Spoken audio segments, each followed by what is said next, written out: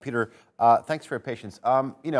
This conflict or unrest perhaps is entering its eighth year. I mean, the fact of the matter is that it continues to occupy Crimea. I'm talking about Russia, and as well as large parts of territory in the east. I mean, why are we seeing this now? Is it because the Biden administration is sort of taking a tougher stance or approach to Russia?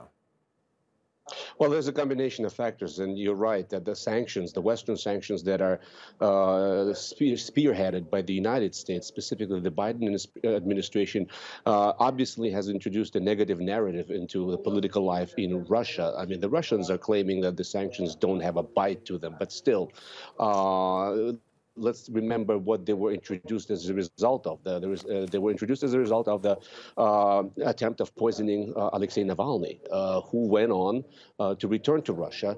He was arrested, but before his arrest, he published a scandalous video investigation of a lavish palace by Vladimir Putin in the Caucasus, which was viewed by 100 million people. So there's a confluence of factors that have created a very negative narrative for the Russian president, and his popularity has been in somewhat of a decline. So there is a need to change this narrative. And if we're talking about the hostilities on the border with Ukraine, there's another factor, and then the new Ukrainian president has not been as pliable and as naive as the Russians have expected him to be. Okay. Tell me this, with regards to what's happening now, I've read two positions. So let me ask you which one you think it is. One, officials believe that, Russia is basically mostly engaging in saber rattling and it's not eager to sort of renew its offense. Two, others are more worried that this situation could quickly escalate into something more dangerous. Well, obviously, when you're saber rattling, whatever your intentions are, that could lead to unpredictable results. That's what you call the fog of war. By all indications, the Ukrainian president is willing to act, and he sends signals that there will be a response, that he's not going to just sit idly and surrender to the Russians as a result of this new offensive. The signal has been sent about a couple of months ago when the president went after a series of pro-Russian TV channels belonging to Mr. Medvedchuk here in Ukraine, who is said to be very close to Vladimir Putin. So that's another factor that's been very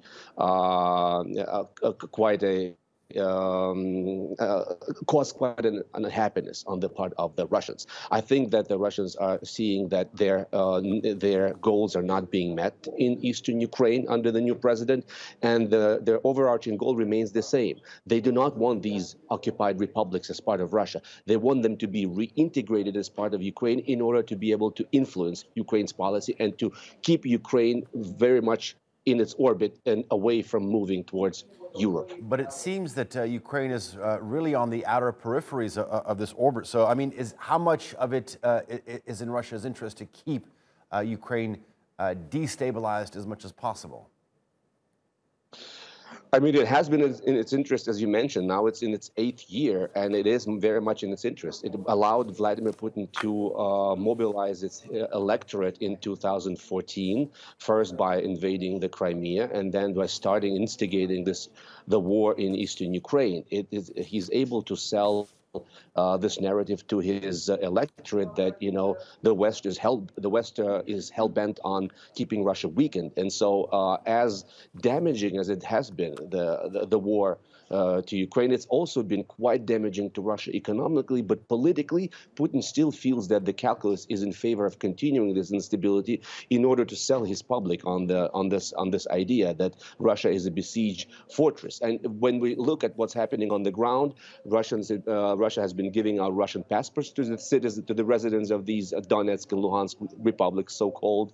It's been indoctrinating them against Ukraine. So all indications are that Putin is not going to give up so easily. Okay. Peter Zalmayev, we'll leave it there. Thank you very much. Live for us from Kiev.